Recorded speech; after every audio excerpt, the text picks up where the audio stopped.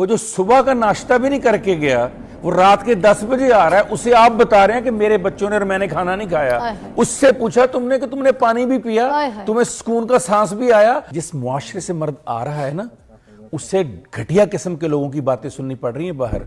आपको पता है उसका बॉस कैसा है, आपको पता है उसके कुलीग कैसे हैं, आपको पता है रास्ते में उसको पुलिस ने 10 दफा रोका है, आपको पता है उसकी गाड़ी खराब हो गई थी, आपको पता है ट्रैफिक में क्या हालात से वो कराया है, आपको पता है आपकी रिस्क कमाने के लिए वो किन किन लोगों के आगे हाथ बांध कर खड़ा है, आपको पता है उसकी कितनी इंसल्ट हुई है दफ्तर में।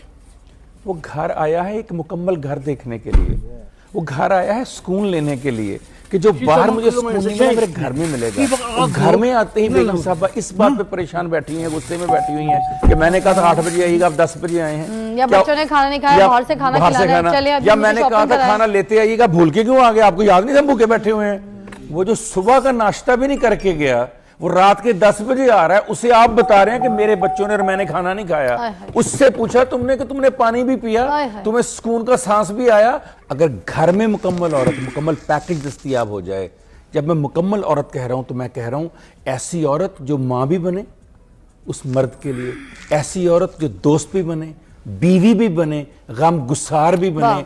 अगर किसी को नहीं समझ आ रही तो बीबी खुदीजा सलामुल्लाह अलैहा और बीबी आयशा सलामुल्लाह अलैहा की हयात तैयबा को पढ़ लेना कि मुकम्मल औरत किसे कहते हैं। जब आके नबी ने कहा कि मुझ पे आज जिब्राइल ने ये कहा, तो जो बयान चंद लाइनों में बीबी खुदीजा ने कहा आपके लिए, जो हिम्मत अफजाई फरमाई, वो एक मुकम्मल औरत की निशानी बयान करता है। और जब आयशा से कहते हैं आयशा आओ भाग देखते हैं कौन जीतता है, तुम तेज भागती हो कि मैं, और बीबी आयशा भागती हैं और आप पीछे रह जाते, जिता के थे आयशा तुम तो बहुत तेज भागती हो।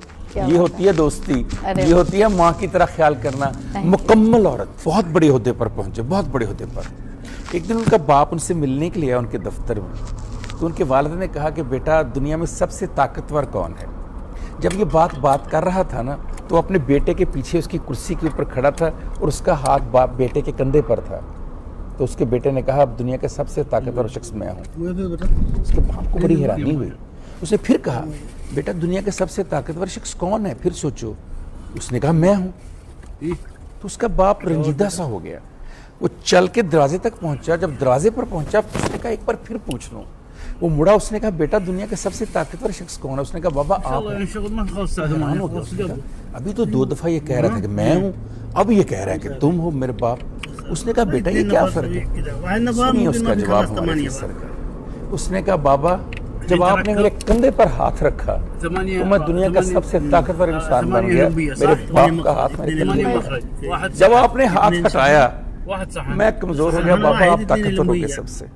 ये वो हाथ होता है दस्ते शफकत बाप का कि जिस घर में ऊपर हो, जिस औरत के ऊपर हो, जो उसकी बीवी होती है, जो उसकी बहन होती है, जो उसकी बेटी और बेटा होता है, जब तक वो हाथ रहता है आपके ऊपर आप दुनिया के सबसे ताकतवर शख्स होते हैं। क्या दुनिया का जो पहला इंसान बनाया गया क्या वो बाप नहीं था? हजरत आदम अलैहिस्सलाम, जो इंसानियत का आगाज हुआ, जो इंसानों का आगाज हुआ।